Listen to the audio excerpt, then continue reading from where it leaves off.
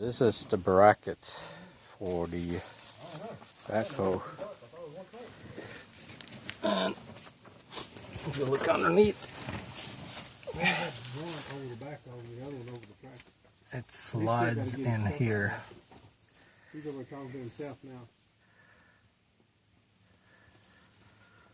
That part is what you need to manufacture, I guess.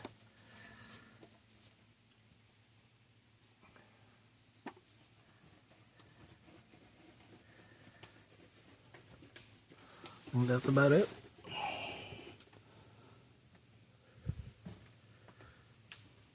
The subframe literally rests inside that thing.